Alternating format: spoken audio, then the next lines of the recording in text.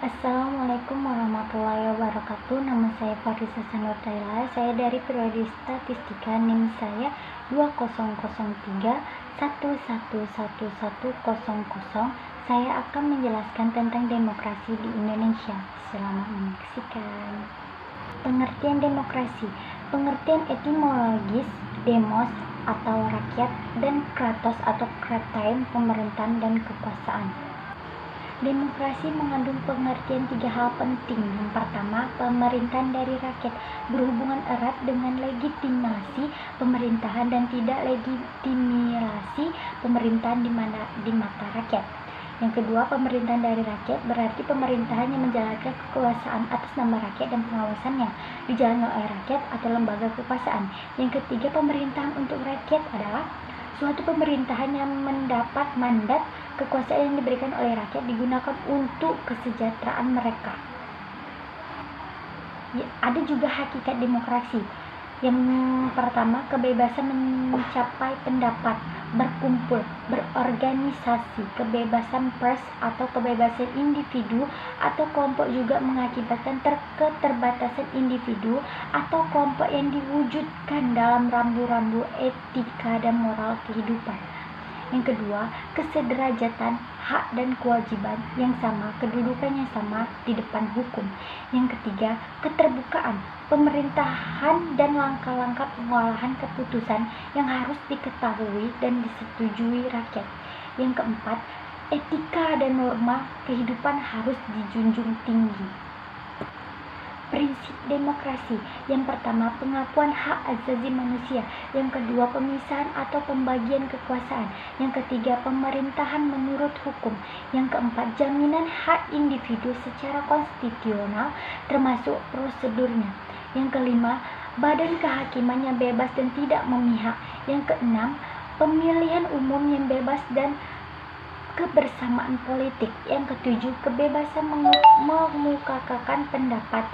Yang kedelapan, kebebasan berserikat dan berposisi. Yang kesembilan, pendidikan politik atau kewarganegaraan. Nilai-nilai demokrasi. Yang pertama, kesadaran akan pluralisme. Kedua, musyawarah. Ketiga, pertimbangan moral. Keempat, pemufakatan yang jujur dan sehat. Kelima, pemenuhan segi-segi ekonomi. Yang keenam, kerjasama antar warga masyarakat dan sikap mempercayai itikat baik masing-masing. Yang ketujuh, pandangan hidup demokratis harus dijadikan unsur yang menyatu dengan sistem pendidikan. Kultur demokrasi.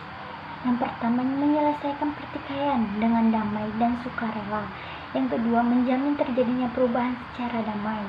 Yang ketiga, pergantian pengusaha secara teratur. Yang keempat, penggunaan paksaan sesedikit mungkin. Yang kelima, pengakuan dan kehormatan nilai-nilai keanekaragaman. Yang keenam, menegakkan keadilan. Yang ketujuh, memajukan iptek. Yang kedelapan, pengakuan dan penghormatan terhadap kebebasan. Ada pula macam-macam demokrasi, yaitu demokrasi langsung dan demokrasi tidak langsung. Demokrasi langsung adalah paham demokrasi yang mengikutsertakan setiap warga negara Indonesia dalam permusyawaratan untuk menunjukkan kebijakan umum negara. Kalau demokrasi tidak langsung itu adalah demokrasi yang dilaksanakan melalui sistem perwakilan.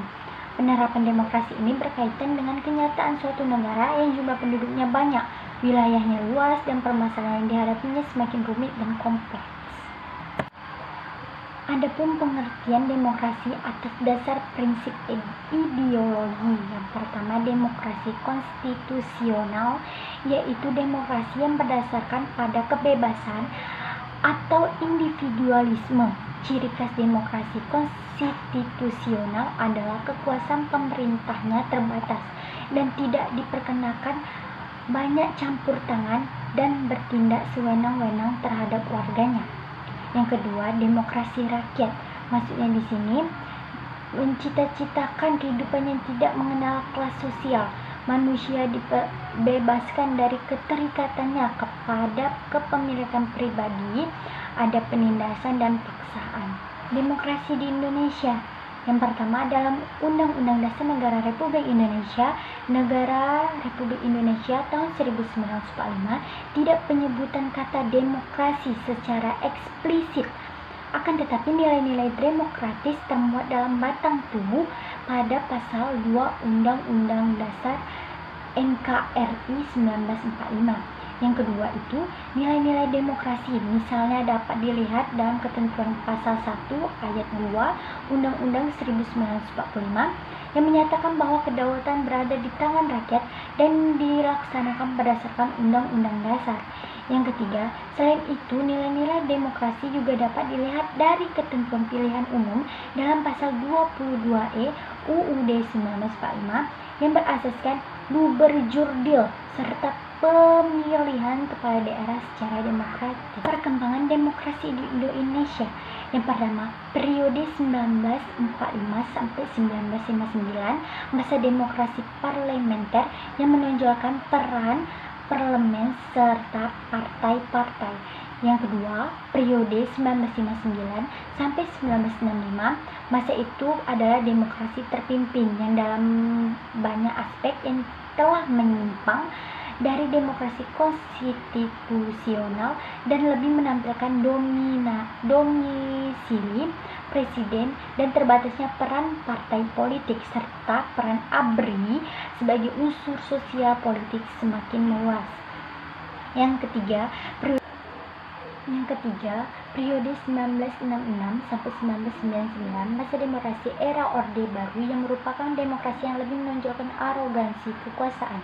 Yang keempat, periode 1999 sampai sekarang, masa demokrasi Pancasila, demokrasi konstitusional era reformasi dengan berakar pada kekuatan multipartai yang berusaha mengembalikan pertimbangan kekuatan antara lembaga negara, antara eksekutif, legislatif, dan yudikatif. Dinamika demokrasi Indonesia yang sebuah desain Indonesia yang demokratis telah diletakkan dan mulai dijalankan. Yang kedua, namun masih menggapai berbagai kejadian yang belum mencerminkan kehidupan demokratis yang cerdas dan bermakna. Yang ketiga, kegunaan kebebasan masih sering melampaui batas kepatutan dan hukum serta bahkan ada yang mengarah ke anarki. Yang keempat, perbedaan pandangan dan kepentingan masih sering disampaikan dengan cara yang tidak berbudaya dan bahkan menggunakan kekerasan.